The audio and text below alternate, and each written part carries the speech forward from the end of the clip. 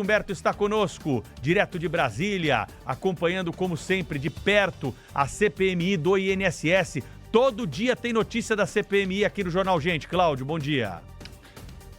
Olá, Pedro Campos, muito bom dia. Ontem foi daquelas sessões da CPMI que investiga o roubo aos aposentados do INSS, uma sessão bastante movimentada. A gente assistiu ali um dos principais personagens desse escândalo, conhecido como Careca do INSS, sendo conduzido sob vara para depor.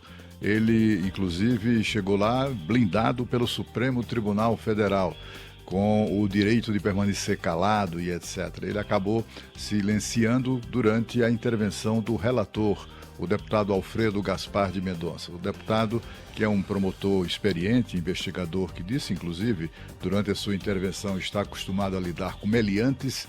Ele fez uma série de considerações. O Careca do INSS disse que não ia responder ao relator, e o relator, então, transformou as suas 150 perguntas, 150, transformou isso num verdadeiro libelo contra o roubo aos aposentados e em relação também, sobretudo, à participação de Careca do INSS nisso tudo. E ele chegou lá cheio de pose, viu?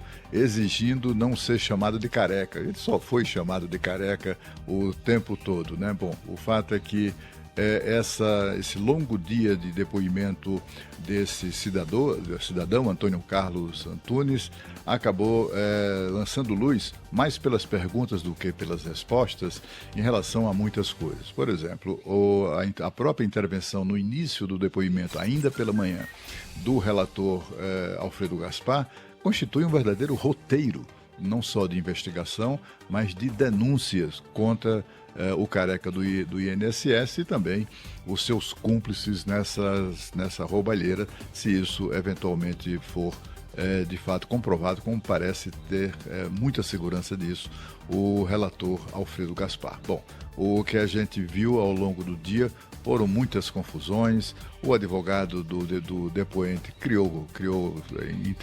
interveio, ele também bateu boca, enfim, aquela coisa toda que a CPMI, por ser uma comissão de investigação em uma casa democrática, acaba exagerando nesse democratismo, digamos assim.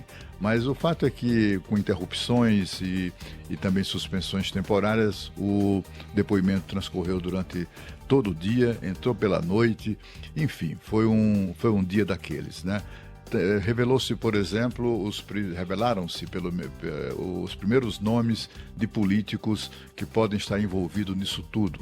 Teve, inclusive, a revelação de que um senador do PDT, que é da base de apoio do governo Lula e é o partido que controla, ainda hoje controla, começou no governo Lula controlando e continua no controle do Ministério da Previdência e também do INSS, e que estaria por trás disso tudo.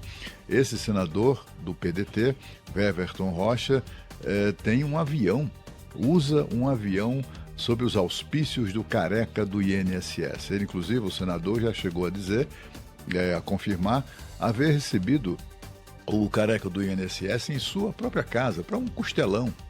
E também ter recebido o senador, o Careca do INSS, em seu gabinete no Senado Federal. Continuam as desconfianças cada vez mais sérias, mais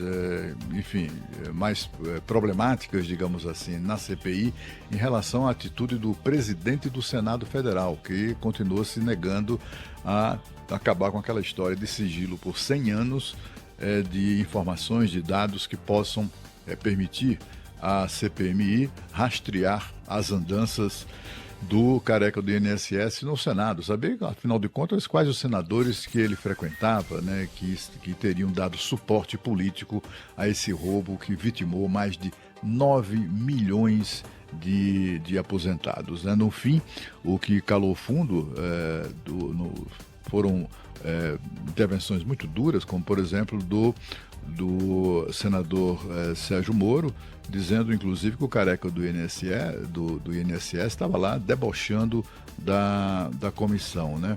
No final, a CPMI aprovou uma acareação do Careca com o advogado Eli Cohen, que foi quem o denunciou. Isso vai ser interessante de ver mesmo, né? Mas está faltando também pedir ou determinar uma acariação com esses políticos que foram mencionados como ligados de alguma maneira ao esquema do Careca do INSS. Bom, no fim, o que calou fundo, o que eu vinha dizendo, foi a intervenção mesmo do relator, né?